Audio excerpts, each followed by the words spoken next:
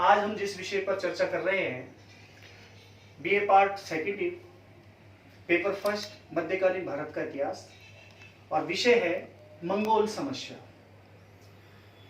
Mongol समस्या क्या थी और सल्तनत काल में मंगोल समस्या ने किस तरीके से यहाँ जो प्रमुख राजवंश हुए और उन प्रमुख राजवंशों के जो शासक थे, उन शासकों के लिए किस प्रकार की एक तरीके से मुसीबतें खड़ी की, आज हम उसी की यहाँ चर्चा करेंगे। मंगोल समस्या जिससे निजात पाने के लिए शासकों के द्वारा जो नीति अपनाई गई, उनके द्वारा जो, चाहे हम उत्तर पश्चिमी सीमांत प्रांतों के आसपास के क्षेत्रों को सुरक्षित रखने के उद्देश्य से चाहे किले निर्माण की बात करें, चाहे वहां स्थायी सैनिक चौकियां स्थापित करने की बात करें, चाहे योग्य सेना नायकों को लगाने की बात करें, उन सभी पर हम यह बात करेंगे। लेकिन उससे पहले हम ये जानने का प्रयास करेंगे कि मंगोल कौन थे। मंगोल, जैसा कि उल्लेखित है कि मंगोल मध्य एशिया के अंदर गोबी के रेगिस्तान में पाई जाने वाली एक जंगली, असभ्य और बर्बर जाति है। जैसा कि कहा जाता है कि मंगोल जिनका मुख्य जो पेशा था, गोबी के रेगिस्तान से जो व्यापारी काफिले यहां से गुजरते थे, इन व्यापारी काफिलों को लूटना।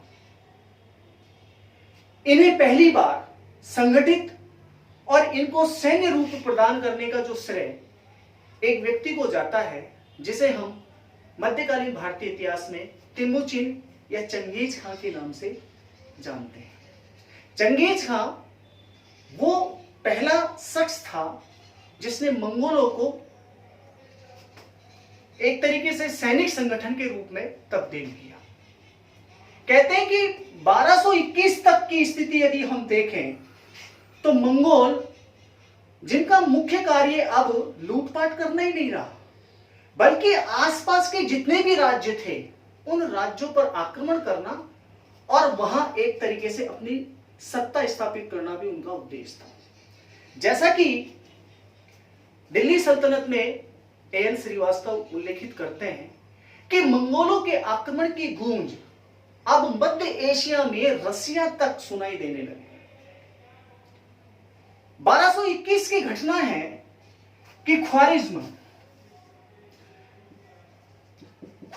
जो कि एक बहुत बड़ा विशाल साम्राज्य था, मंगोल नेता चंगेज खां के द्वारा जब ख्वारिज्म के राज्य पर आक्रमण किया तो यहां इतिहासकार ये उल्लेखित करते हैं कि ये पूरा का पूरा साम्राज्य ताश के पत्तों के समान ढह गया। और इस साम्राज्य के अंतर्गत जो आसपास के जो राज्य थे, वो राज्य एक तरीके से मंगोलों के द्वारा जीत लिए गए। कहा जाता है कि यहां का जो तत्कालीन शासक था अलाउद्दीन मांगबरनी अपनी जान नहीं बचा सका। युवराज जलालुद्दीन मांगबरनी अपनी जान बचा करके कैस्पियन सागर की ओर, अर्थात हम ये कहें कि हिंदुस्तान की सीमा की ओर वो वहां से चला। यहां मंगोल सेना चंगेज खां के नेतृत्व में उसका लगातार पीछा कर रही थी। 1221 इस समय हिंदुस्तान में दिल्ली सल्तनत का जो प्रमुख शासक था वो था इल्तुतमिश। यहां चंगेज खां से अपनी सुरक्षा करते हुए जलालुद्दीन मांगबरनी सिंधु नदी के तट के समीप आ पहुंचा और उसने नासिरुद्दीन कुबाचा, जो कि इस समय इल्तुतमिश का प्रबल प्रतिद्वंदी था और सिंध और मुल्तान जैसे जो राज्य थे वहां पर उसकी एक तरीके से सत्ता स्थापित थी। इन राज्यों को एक तरीके से जीतने का या लूटपाट करने का कार्य जलालुद्दीन मांगबरनी के द्वारा किया गया। उधर चंगेज खां के नेतृत्व में मंगोल सेना लगातार उसका पीछा कर रही थी। यहां जलालुद्दीन मांगबरनी ने अपनी सुरक्षा के उद्देश्य से एक दूत दिल्ली के शासक यह कहें दिल्ली सल्तनत के सुल्तान इल्तुतमिश के पास में 1221 में भेजा और उससे यह कहलवाया कि मैं मंगोलों से मेरी आपको रक्षा करनी, इसलिए मुझे सैन्य सहायता दी जाए।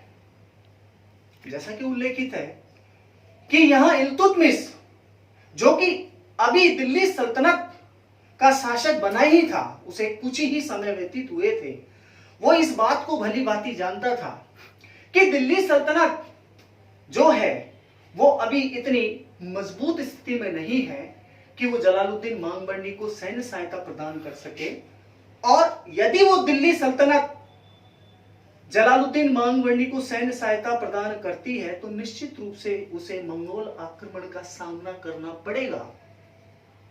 इल्तुतमिश, जिसके बारे में कहा जाता है कि वो एक दूरदर्शी शासक था, उसने इस बात को जान लिया कि जलालुद्दीन मांगबरनी की सैन्य सहायता करना निश्चित रूप से एक मुसीबत को आमंत्रित करना है। यहां उसने अपनी एक तटस्थता की नीति अपनाई। सबसे पहले उसने जलालुद्दीन मांगबरनी के दूत की हत्या करवाई और अपना एक दूत जलालुद्दीन मांगबरनी के पास भेजा, और उसने उससे यहां बड़ी ही राजनीतिक भाषा में उसने एक बात कही कि हिंदुस्तान की जलवायु अभी सुल्तान के लिए प्रयुक्त नहीं है। कहने का मतलब उसने मना नहीं किया सैन्य सहायता देने से, लेकिन उसने एक तरीके से यहां उसे संकेत दे दिया कि मैं आपकी कोई सैन्य सहायता नहीं करूंगा। ये इल्तुतमिश की एक तरीके से तटस्थता की नीति थी। कुछ ही दिनों में मंगोल नेता चंगेज खां अपनी विशाल सेना के साथ सिंधु नदी के आसपास के क्षेत्रों में दमका। जलालुद्दीन मांगबरनी उससे अपनी जान बचाते हुए जब सिंधु नदी को वो पार कर रहा था तो अचानक तेज पानी का बहाव आया और उसमें डूब जाने के कारण उसकी मृत्यु हो गई। जलालुद्दीन मांगबरनी ने सिंध और उसके आसपास के क्षेत्रों पर जो अधिकार स्थापित किया, इससे एक फायदा इल्तुतमिश को हुआ कि यह नासिरुद्दीन कुबाचा की जो शक्ति थी उसको वो एक तरीके से कमजोर करने में सफल हुआ, जिसका लाभ इल्तुतमिश को मिला। कहने का अभिप्राय, यहां इल्तुतमिश ने बड़ी समझदारी से, बड़ी दूरदर्शितापूर्ण नीति को अपनाते हुए अपने राज्य को मंगोल आक्रमण से बचाने के लिए उसके द्वारा यह कदम उठाया गया कि उसने चंगेज खां के विरुद्ध जलालुद्दीन मांगबरनी को सैन्य सहायता नहीं दी। कहा जाता है कि इल्तुतमिश के द्वारा जो ये नीति अपनाई गई, आगे चलकर के लिए इसी नीति का पालन उसकी पुत्री रजिया ने अपने शासनकाल के दौरान किया।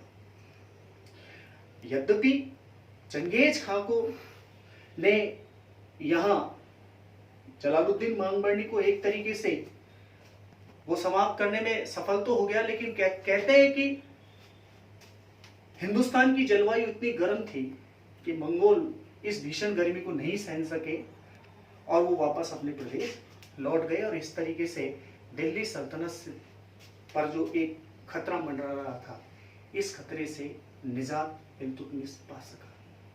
रजिया के शासनकाल की यदि हम बात करें, रजिया के शासनकाल में भी मंगोलों के द्वारा आक्रमण हुआ, और यहां बामियान में जब मंगोलों के द्वारा जो आक्रमण किया गया, यहाँ का जो तत्कालिक शासक था उसके द्वारा रजिया के पास में संदेश भेजा गया और उससे भी रजिया से सैन्य सहायता की यहाँ बामियान के शासक के द्वारा गुहार लगाई गई। लेकिन रजिया ने भी अपने पिता की नीति का अनुसरण करते हुए यहाँ तटस्थता की नीति अपनाई और उसने मंगोलों के विरुद्ध कोई सैनिक सहायता प्रदान नहीं की। इसका नतीजा ये हुआ कि रजिया भी अपने शासनकाल में मंगोल आक्रमण से एक तरीके से बची रही। लेकिन मंगोलों के आक्रमण का सिलसिला लगातार जारी रहा।